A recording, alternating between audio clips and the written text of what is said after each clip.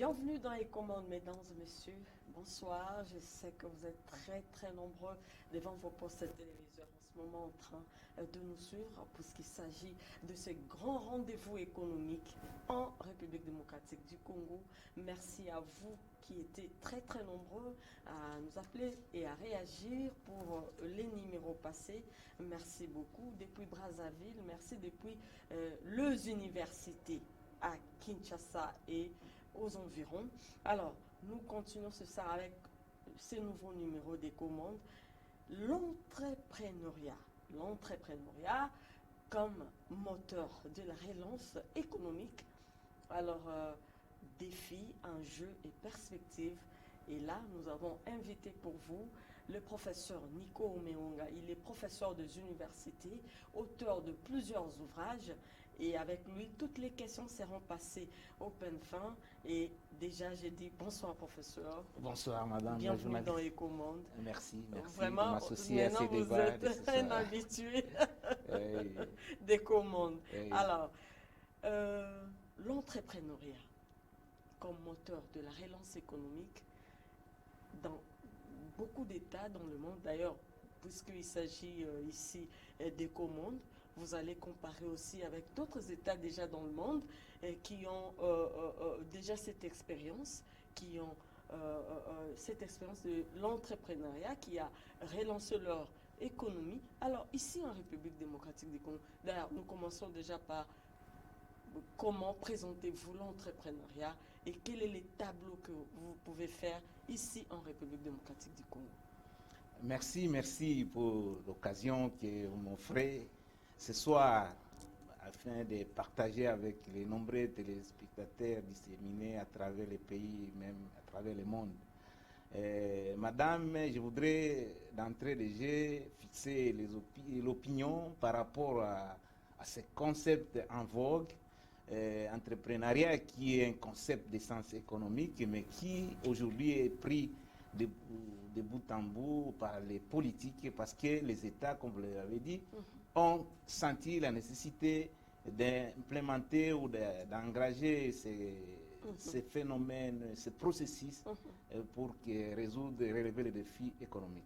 Bref, l'entrepreneuriat, c'est la capacité ou la possibilité de mettre un processus multidimensionnel qui permet de créer des richesses, mais aussi de satisfaire les besoins réels ou latents identifiés dans la communauté. Donc, quand on entreprend, c'est-à-dire qu'on prend l'initiative de mettre une activité génératrice de revenus, pas seulement pour soi-même, mais pour satisfaire les besoins ressentis dans la communauté de consommateurs.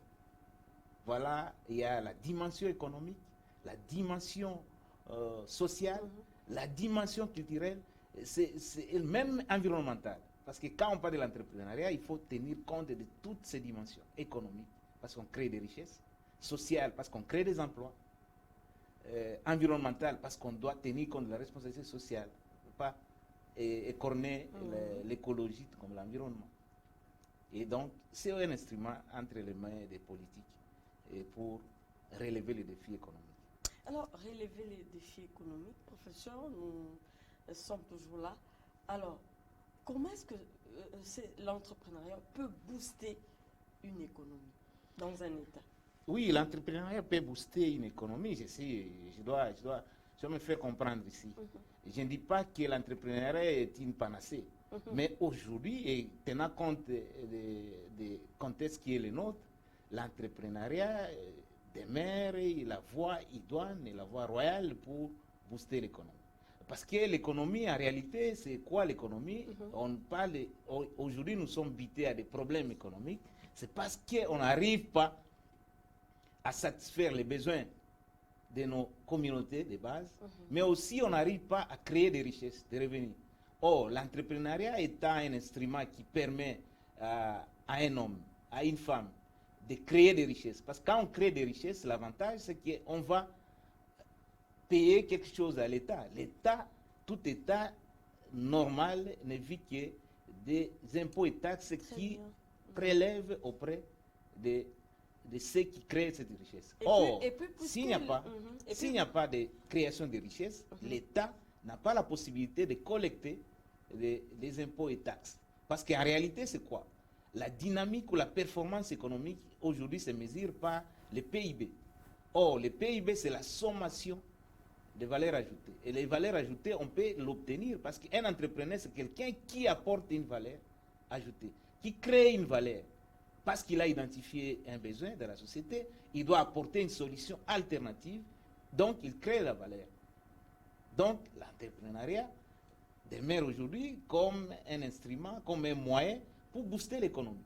Parce qu'une économie précarisée, une économie atone comme la nôtre ne peut pas se relever pour satisfaire les besoins de base. Et donc, l'entrepreneuriat, ça permet de résoudre, de créer des richesses, mais de résoudre les problèmes, on ne le dit pas assez, du chômage. Vraiment. Et de la pauvreté. Oui, puisque l'État ne peut pas, en fait, engager tout le monde, par exemple, dans ces entreprises de portefeuille, et puis ne peut pas donner du travail à tout le monde. C'est pourquoi il faudrait maintenant encourager le secteur privé. Naturellement, l'État n'est pas là. Quand nous disons que c'est les plus grands patrons, les plus grands employeurs, mais aujourd'hui, si nous prenons le cas de notre pays, toutes les entreprises que vous appelez du portefeuille, on a dit, depuis 2008, ce sont des entreprises commerciales, mais qui toutes sont des canards boités. Donc aujourd'hui, la réforme des entreprises. La réforme qui n'a pas porté de fruits parce que toutes les entreprises, aucune d'elles n'a réussi à se relever. Malgré les changements, le positionnement. Et demeurent toujours des canards boités. Donc là, l'État a pour rôle de réguler, de créer des conditions optimales pour permettre aux individus, aux femmes, aux hommes, aux jeunes, surtout, de créer ce que nous appelons l'auto-emploi. Parce que quand quelqu'un crée une entreprise, il se donne des moyens, mais aussi il donne de l'emploi aux autres. Donc voilà. L'État, lui, crée des conditions, ce que nous appelons le climat des affaires, de manière à ce que nous soyons dans un environnement attractif, qui permet à chacun, par son génie propre, d'engager, de créer une entreprise, une petite ou une moyenne, parce qu'en fait, ce sont les petites et moyennes entreprises qui sont les leviers aujourd'hui de l'économie, même des économies, et comme l'Allemagne, l'économie allemande s'est construite, certes, il y a des grandes entreprises, mais ce sont des PME, des PME aussi qui relèvent. PME, PMI, qui sont à la base des ressorts économiques. Professeur, alors comment entreprendre? Comment entreprendre? Il y a un minimum de préalables. Premier préalable, parce qu'un entrepreneur, c'est qui? Un entrepreneur, c'est un preneur de risques. Il faut être un riscophile. Première chose, il faut que mentalement, que quelqu'un soit disposé à entreprendre. Vous savez que là où vous allez, ça peut ou ne pas tenir. Non, on ne peut pas planifier l'échec. C'est-à-dire, je suis désolé, l'échec doit être considéré comme un aléa, un impondérable. Mais on ne peut pas se dire que non, ça va. Non, on se détermine déjà, on dit que ça va réussir. C'est vrai, lors du cheminement, lors du parcours, il peut y avoir. On le saura après. C'est pourquoi un entrepreneur a besoin de la résilience. Très bien. C'est-à-dire, il peut, quand les impondérables, quand les contraintes vont survenir, il doit résister à ces épreuves. Donc, première chose, il faut avoir le goût du risque. Il faut être un riscophile. Deuxième élément, il faut identifier les besoins. Quels sont les besoins réels et latents? Troisième élément, il faut avoir la créativité. Si on n'a pas la créativité, il faut avoir l'innovation. C'est-à-dire, il faut faire en sorte, parce que nous sommes dans un marché concurrentiel. Très bien. Quand vous voulez entreprendre, il ne faut pas, la nature humaine ne s'accommode pas à la routine. Il faut imaginer quelque chose qui n'a pas encore existé, faire quelque chose apporter un peu plus, nihilo. Parce que quand vous ramenez quelque chose qui existe, ça n'attire pas. Mais quand vous apportez une solution, habituée. Oui. Donc, il faut avoir cette ingéniosité d'apporter quelque chose de nouveau. Et quatrième élément, il faut aussi étudier l'environnement. Dans l'étude de l'environnement, il faut comprendre aussi la dimension culturelle. Prenons un exemple. Vous voulez monter une charcuterie et vous prenez le risque d'aller implanter la charcuterie, par exemple, à Kamba, Jérusalem, pour les kimbanguistes.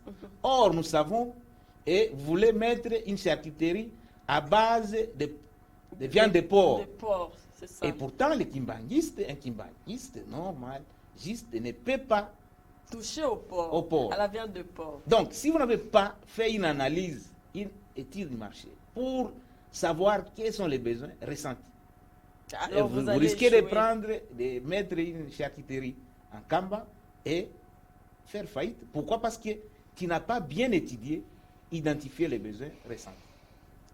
Voilà les quelques éléments, mais au-delà de ça, on ne le dit pas assez. Il faut qu'on ait la possibilité d'accéder aux services financiers. Peut-être on le dira, on parle de l'inclusion financière. Parce que ça aussi, l'argent a toujours été le nerf de la guerre. Parce que quand on va à la bataille économique, on a besoin de quelques ressorts. Donc, il faut peut-être, quand on parle du climat des affaires, c'est entre autres aussi, cette accessibilité, cette possibilité qu'à un homme et une femme ou des ménages d'accéder aux services bancaires, aux services financiers. Professeur, pour ne pas aller vite en besogne, alors, pourquoi les sociétés congolaises ne sont pas, enfin, les entreprises congolaises ne sont pas pérennes? Elles ne sont pas pérennes parce que pour la plupart, elles ne sont pas tenues par des véritables managers. Ah bon? Ne deviennent pas entrepreneurs qui le veulent.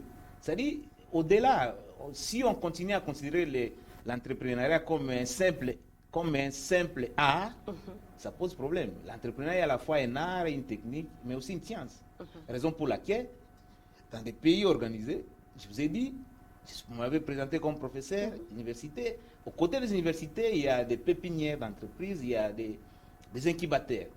Ces incubateurs, ce sont des structures qui sont mises en place pour permettre d'équiper, d'outiller les jeunes universitaires, les jeunes diplômés de l'école professionnelle qui veulent entreprendre, de les outiller avec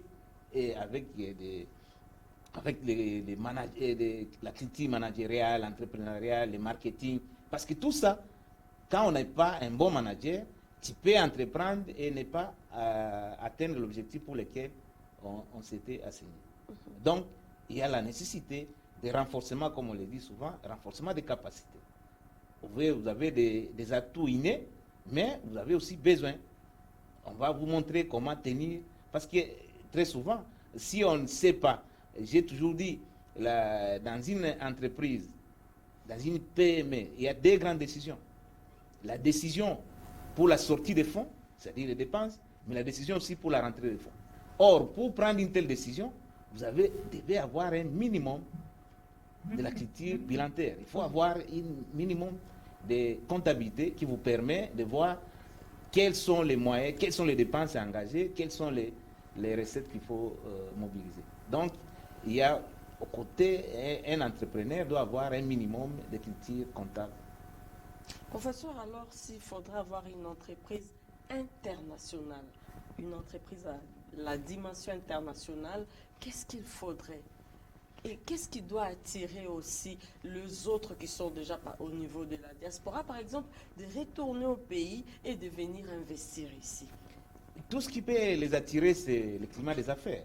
Et tenez, depuis 2002, la Banque mondiale a mis dans sa branche économique ce que nous appelons les rapports annuels sur les doing business. C'est quoi les doing business? C'est la facilité qu'a un État, les conditions qui sont mises pour faire les affaires. Et tenez, les derniers rapports de la Banque mondiale. Nous sommes un peu trop loin. Trop loin. Sur 190 pays répertoriés, nous occupons la 183e place.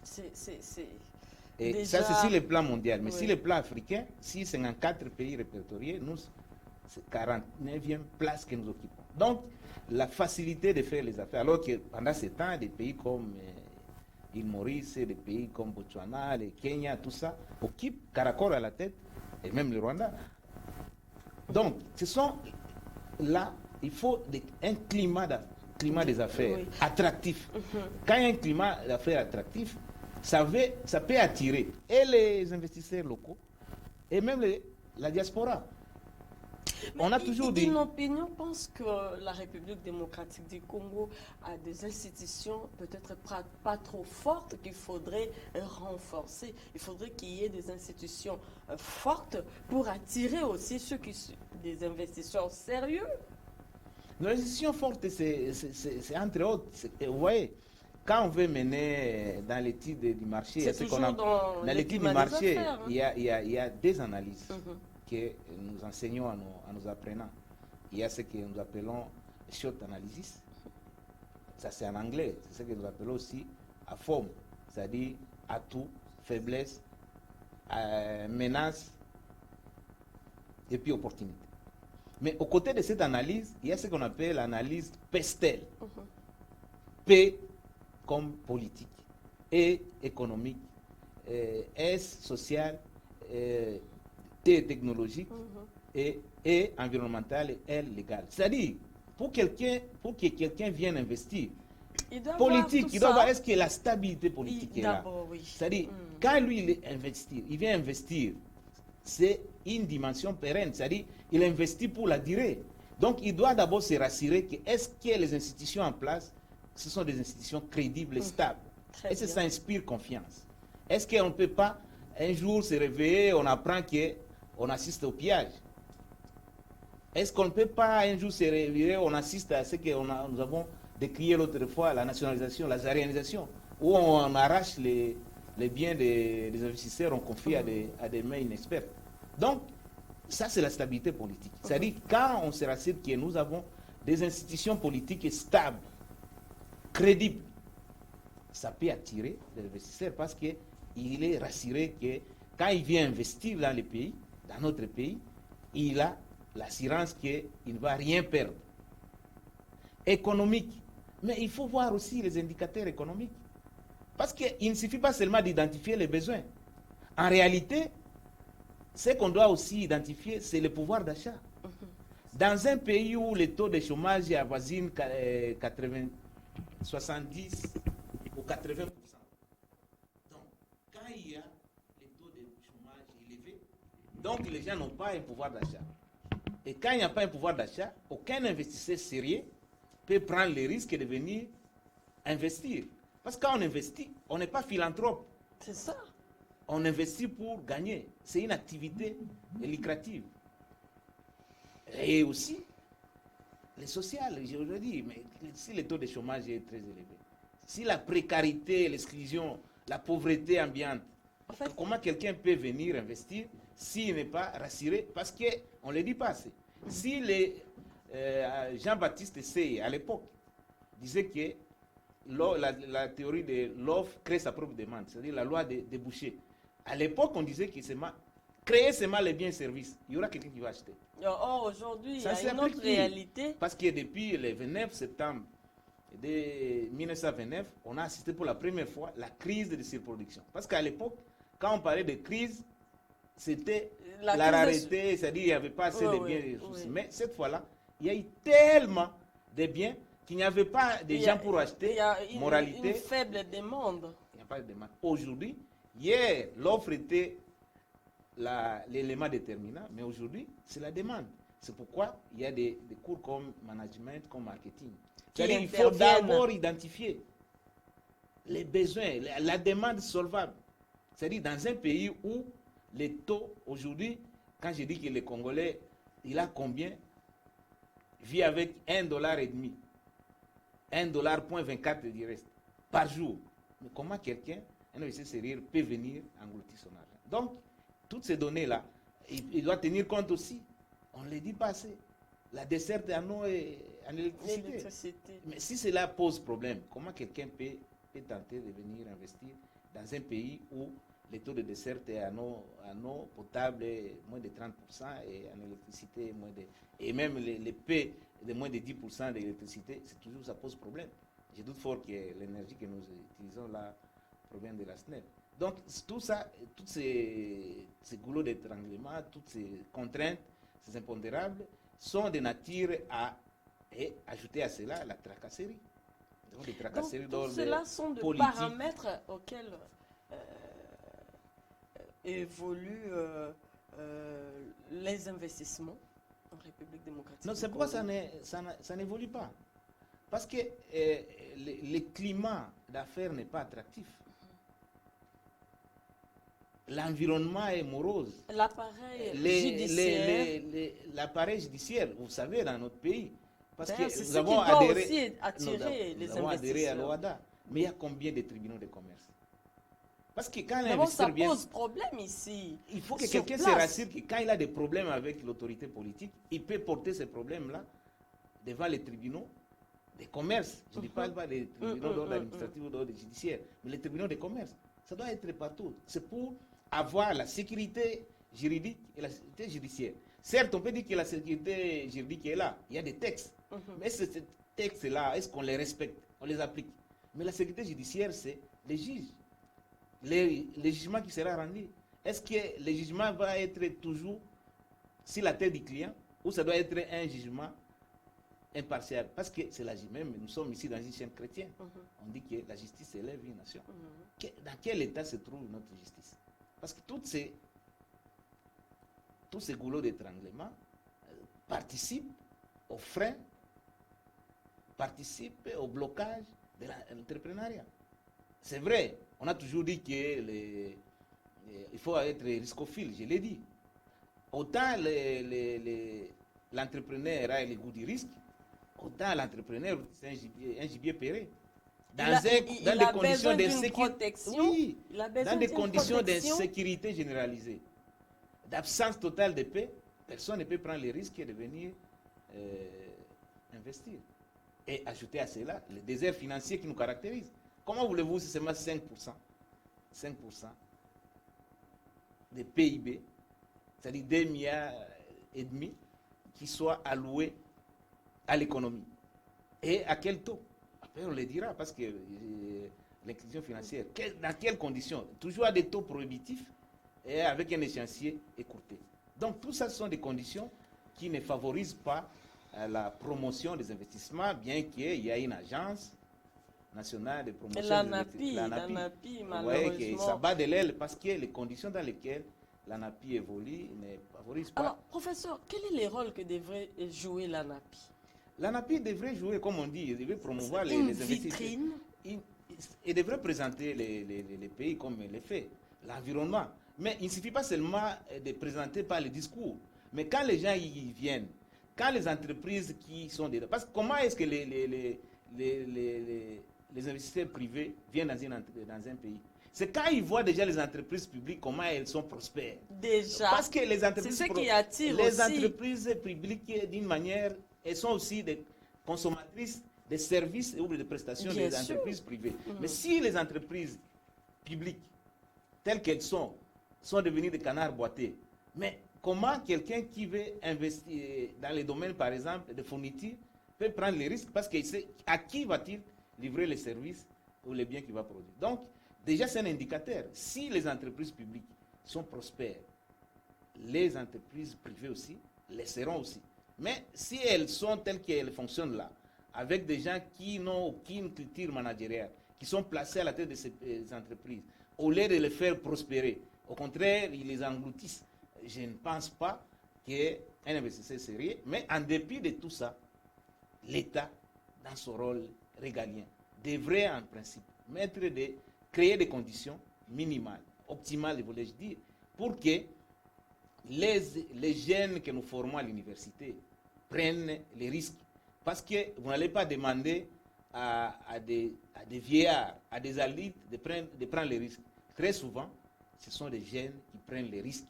Or, la question de l'entrepreneuriat, c'est une question qui relève des riscophiles. Si on est riscophobe, on n'est pas vraiment candidat à l'entrepreneuriat. Vraiment, professeur, au niveau national, c'est plutôt l'ANAPI. Mais au niveau international, quel est le rôle que doivent jouer nos ambassades? Oui, vous savez, on ne le dira pas assez. Une ambassade ou un diplomate, c'est quelqu'un qui présente, c'est même la vitrine d'un pays.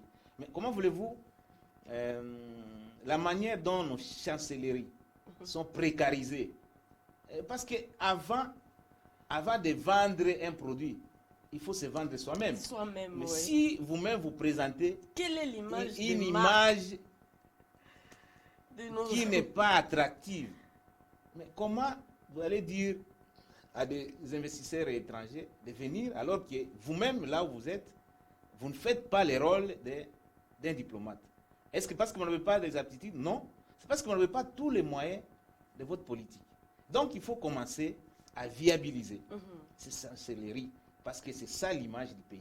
C'est-à-dire des choses. Alors, donner beaucoup de moyens, dans par les exemple. chancelleries, mais aussi nos postes frontaliers. Regardez, vous allez aujourd'hui à l'aéroport, par exemple, quelles sont les différentes tracasseries qui subissent les touristes et les investisseurs qui viennent. Est-ce que ça ne donne pas, et quand vous y entrez, et même la police qui devrait maintenir la sécurité, qui devrait entretenir, qui devrait sécuriser les personnes et leurs biens, ne le font pas. Et ils ne le font pas, pourquoi? Parce qu'eux-mêmes sont précarisés. Donc, tout se tient. Professeur, est-ce que les ambassades ont un certain rôle de courtier? Non, parce que s'ils ont tous les moyens qu'il faut, ils vont bien vendre les pays et ils vont qu'est-ce qu'ils attirer. doivent nous ramener comme projet, en termes de projet, en termes Non, ce n'est pas le rôle d'investisseurs, en termes... Leur rôle, ce n'est pas de ramener ici. Ils doivent vous présenter les pays. Donc, ils doivent d'abord présenter nos besoins. Ils doivent d'abord se présenter. Il y a ce qu'on appelle la prestance. Ils doivent se présenter avant de présenter les pays. Ce sont eux qui doivent aller vers les autres, non? Les convaincre et ceux-là viendront. Un diplomate n'a pas vocation de faire les affaires.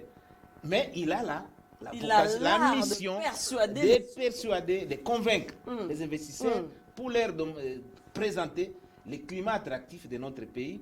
Quelles sont les conditions, quelles sont les opportunités qui s'offrent à travers les pays. Ok, ils peuvent venir. Nous sommes dans OMC, nous sommes partout. Nous sommes partout, mais... Est-ce que cela suffit? Non, malheureusement, nous sommes partout, mais nous sommes nulle part. Le problème, ce n'est pas d'être partout. Vous êtes partout, vous jouez quel rôle? Un rôle de figuration. Ça ne sert à rien. Quand on est partout, en réalité, on n'est nulle part. On n'est pas acteur sur terrain. Quand on est passif, comme c'est le cas, on est spectateur.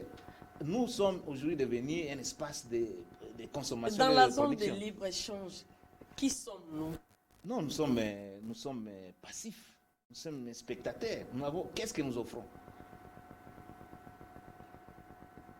Dans cette collaboration, dans cette relation de donner et de recevoir, qu'est-ce que nous donnons? Vous allez me dire que des matières premières? Non. Oui, nous avons notre cobalt et que nous voulons déjà avoir une industrie de fabrication de batteries ici, de batteries électriques. Par exemple. Et ça, vous ouvrez une brèche. Nous sommes présentés comme les pays solutions par rapport à la transition énergétique. Parce que nous avons, vous avez dit, nous avons le cobalt, nous avons le coltan, le nickel, le lithium, tous ces minéraux stratégiques, nous les avons. Mais de quelle manière? Est-ce que nous devons continuer toujours à les exploiter et les renvoyer à l'extérieur? Non, il faut les traiter ici pour que l'industrie de la pile, des batteries électriques et des voitures électriques, que nous devenions la capitale mondiale des batteries électriques. Ça, au moins, ça peut être attractif. Professeur, alors, en ce moment-là, nous allons, dans un premier temps, importer la main-d'œuvre ailleurs, et puis, entre-temps, on va former notre main-d'œuvre ici. Hein. Mais qui vous dit que nous n'avons pas de main-d'œuvre qualifiée ici? Le problème, c'est que nous, les quelques... Parce que nous avons la diaspora. Parce que dans la diaspora, il n'y a pas que des gens moins outillés. Il y a des gens qui sont très bien outillés dans tous les domaines, mais ils ne trouvent pas d'intérêt à revenir. Mais si nous mettons des conditions optimales de l'exercice, du fonctionnement d'une entreprise ou d'une usine de batteries, on peut lancer l'appel à des compatriotes qui sont partout à travers les pays, à travers le monde, et qui peuvent venir pour venir. Il n'est pas question d'importer la main-d'œuvre, encore moins des cadres. Ces cadres-là existent. Certains sont ici, mais d'autres à l'extérieur. Mais créer seulement des conditions pour que ces gens-là viennent. Très bien, professeur. Je sais qu'il y a beaucoup à dire. Nous entrons maintenant dans l'inclusion financière. Alors, est-ce que l'inclusion financière peut nous permettre de lutter contre la pauvreté moi, j'ai la foi, je me dis, horizon 2030, par exemple. Oui, vous savez, c'est bien beau, l'inclusion financière, ça nous permet, c'est un instrument pour réduire la pauvreté, même pour engager, relancer les PME. Mais la question ici, parce que nous sommes spécialistes, nous sommes spécialistes à concept dans ce pays. Si nous sommes sérieux, parler de l'inclusion financière aujourd'hui, c'est peut-être dans son aspect minimaliste. Mais parce que comment parler de l'inclusion financière pendant qu'on n'a pas encore résolu le problème de l'inclusion bancaire? Parce que il n'y a pas accessibilité. Non, parce que quand on parle de l'inclusion financière, c'est la possibilité que les ménages, les entreprises, les personnes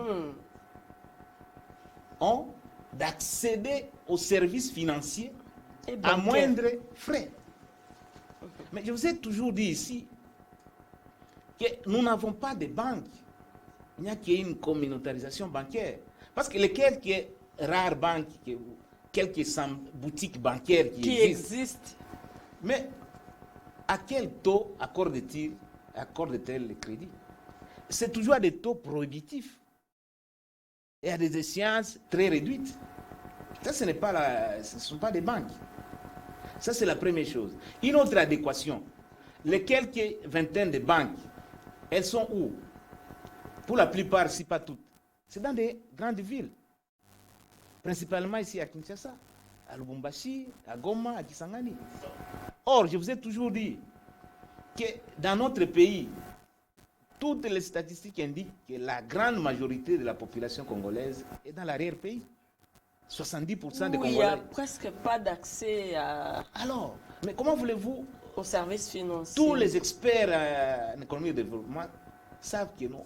Pour faire avancer les choses, il faut envoyer les gros des moyens là où il y a un plus grand nombre de la population. Or, les peu de moyens qui existent se retrouvent, malheureusement, là où se retrouve 25 ou 30% de la population. L'arrière-pays est dans un état d'exclusion financière. Alors, parce que pour les cas, parce qu'il faut qu'on n'occulte pas la question. Aujourd'hui, nous sommes caractérisés par l'exclusion financière. Parce que pour qu'il y ait je dirais même l'exclusion bancaire.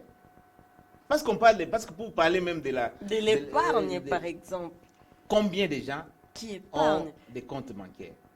Les taux de bancarisation à quelle hauteur? Professeur, quelle est la politique de l'épargne en RDC? Est-ce que lorsque vous avez faim, mais vous prenez votre 500 francs, vous l'épargnez, est-ce que c'est ça l'épargne? C'est pas se faire souffrir moralement, physiquement? Quand on parle de l'épargne, c'est quoi?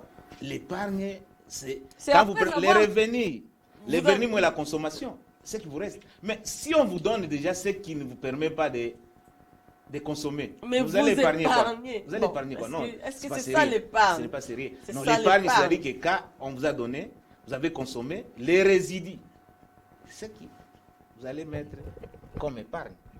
Mais on ne peut pas parler de l'épargne quand les revenus lui-même ne correspondent même pas au niveau de consommation de quelqu'un.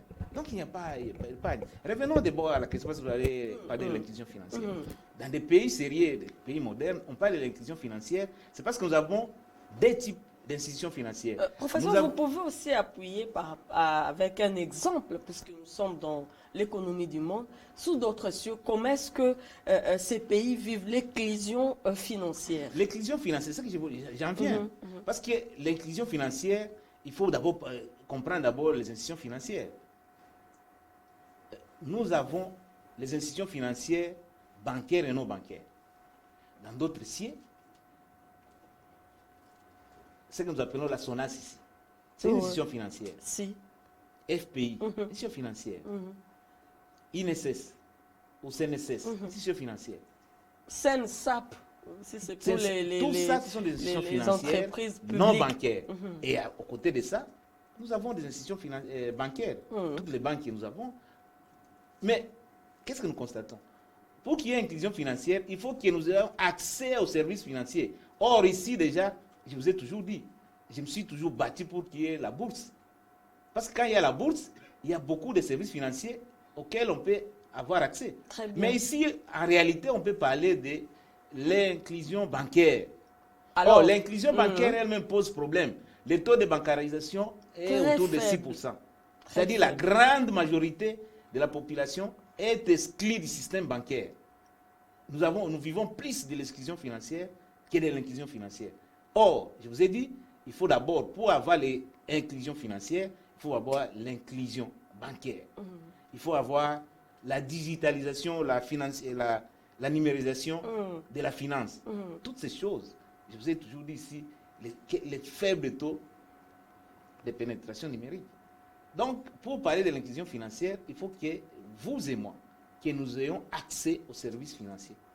Mais avant d'y en arriver, ayons d'abord accès aux services bancaires. C'est ça, parce que là... Et ajouter à cela, aujourd'hui, avec la monnaie électronique, il faudrait que nous y arrivons aussi.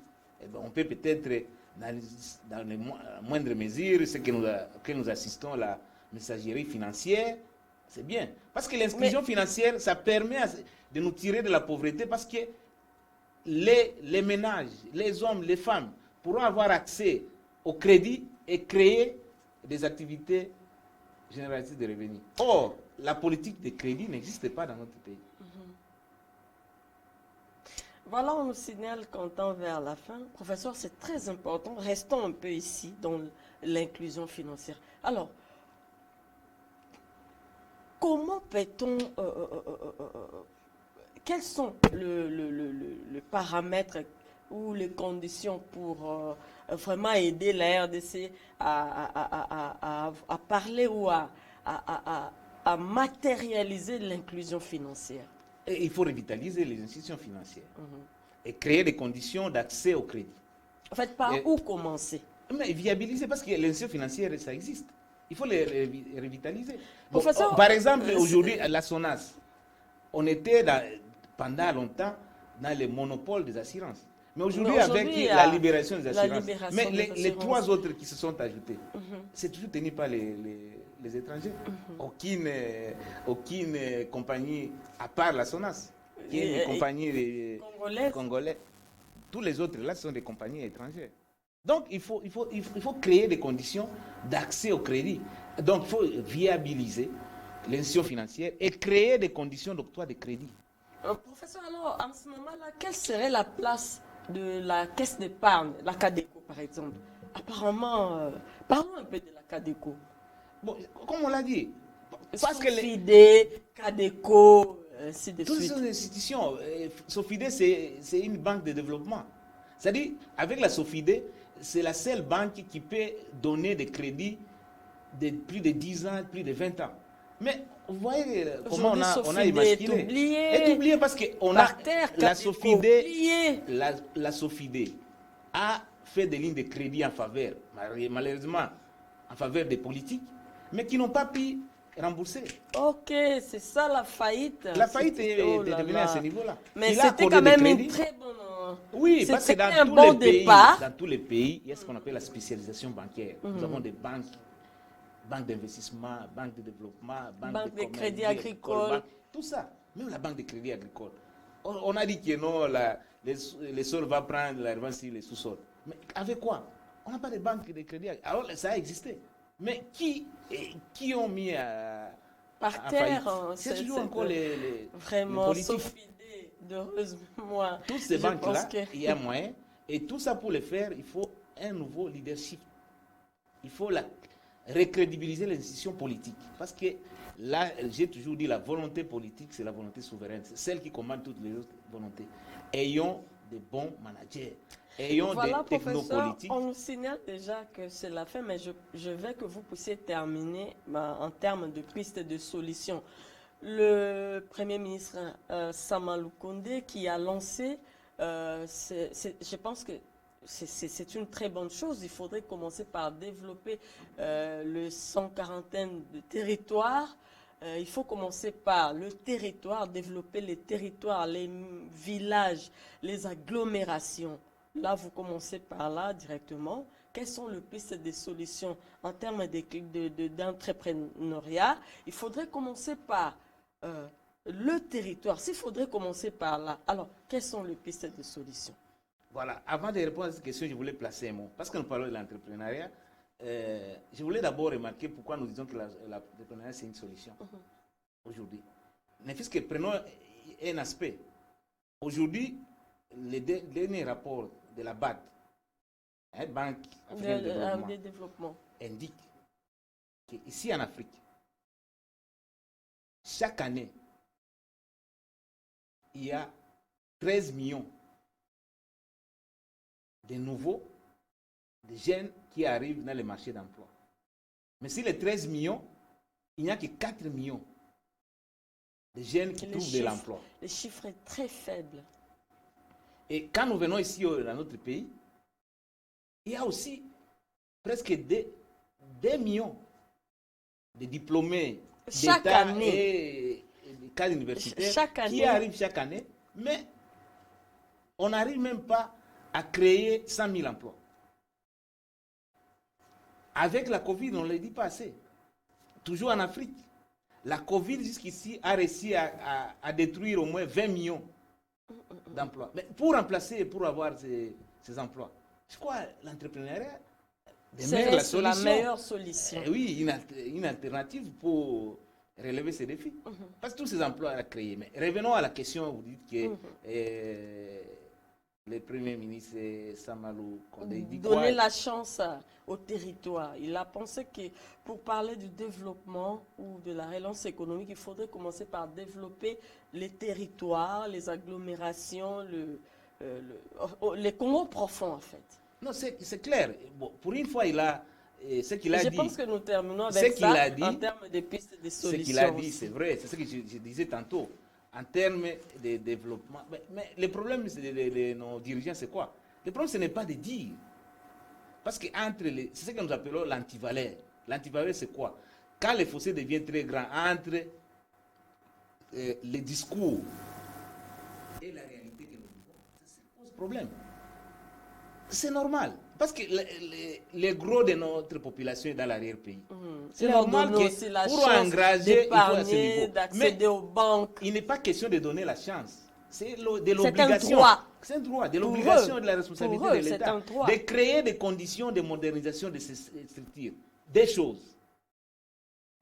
Donner de l'eau. En tout cas, prof, vous parlez directement à ces donner de l'eau, qui vous suivent. C'est-à-dire créer des conditions d'addiction d'eau potable dans ces milieux. Dans les milieux ruraux, créer les conditions d'électrification de ces milieux, tout le reste va à donner. Au-delà de ça, créer des routes de recette agricole, la connectivité. Il faut que ces territoires-là, ces provinces, soient interconnectés, de manière que l'échange se fait intra- et interprovincial. Si on le fait seulement ça, deux choses seulement. L'eau, électricité, intraconnectivité, interconnectivité, entre ces différents territoires, je crois, les restes, les villageois, les Congolais, les RP, lui-même il va se donner. On n'a pas besoin de donner la chance à qui que ce soit. Il est question de respecter les droits qui reviennent à tout Congolais, qu'il soit dans la ville ou dans l'arrière-pays. Qu'il fasse seulement ça. Il ne suffit pas de donner une litanie de promesses qui ne sont pas suivies d'actes. Des choses seulement. On n'a pas besoin de... C'est des choses seulement. L'énergie et des routes, des dessertes agricoles et des routes d'intérêt national. Les banques elles-mêmes vont... Les banques elles-mêmes viendront. Il n'a pas besoin de créer les banques. C'est-à-dire s'ils mettent seulement ces deux choses. Énergie et routes. Les banques vont s'installer. Et les entrepreneurs de la ville seront même de ce niveau-là, ils vont commencer déjà à créer des entreprises agro-industrielles. Et même ceux de la ville iront là pour créer des fermes, créer des activités. Parce que il y aura aussi du travail au niveau de nos villages, parce qu'il y aura besoin d'une main-d'œuvre qui vont se faire sentir. Donc l'entrepreneuriat doit se faire dans tous les 4 secteurs, primaire, secondaire, tertiaire et quaternaire que nous appelons l'économie numérique. Donc l'entrepreneuriat doit se faire dans tous ces 4 secteurs. Voilà, je crois que le temps qui nous est imparti touche à sa fin. l'entrepreneuriat, c'est quelque chose d'assez costaud. Il faudrait peut-être organiser plusieurs émissions pour SCP. Sinon, avec la contrainte temporelle qui vont nous imposer dans les chaînes de télévision, on n'a parfois pas le temps de donner tout ce qu'il faut pour que les téléspectateurs qui me suivent à Aru, à Kibombo, à Tchela, en Côte d'Ivoire, aux États-Unis, puissent bien saisir la portée de mon message. Merci beaucoup, professeur. Merci d'avoir accepté notre invitation. Je sais que vous serez encore de retour parce qu'il y a beaucoup de points. Je suis disposé, oui. Il y a beaucoup de points qu'on n'a pas abordés, faute de temps. Vraiment, vraiment. Merci beaucoup. Voilà. Merci à la grande équipe technique qui nous a tenu compagnie. Merci à vous qui nous avez suivis partout dans le monde. Merci à vous qui nous avez suivis depuis l'université Marien-Ngouabi. Aux grands téléspectateurs, je ne peux pas en passer, les professeurs Évariste Mabimoulumba, les professeurs Emmanuel Kabatoussuila et les professeurs, en tout cas, Rosalie Matondo depuis l'université Marien-Ngouabi à Brazzaville. Merci et prenez rendez-vous tous les jeudis à 20h20 et la rediffusion, c'est tout le vendredi à 11h déjà. Je rappelle que notre invité, c'était le professeur Nico Omeonga. Il est professeur des universités, chercheur, auteur de plusieurs ouvrages. Voilà, entre-temps, portez-vous bien. Très bonne suite des programmes sur ATV, la télé autrement. Au revoir.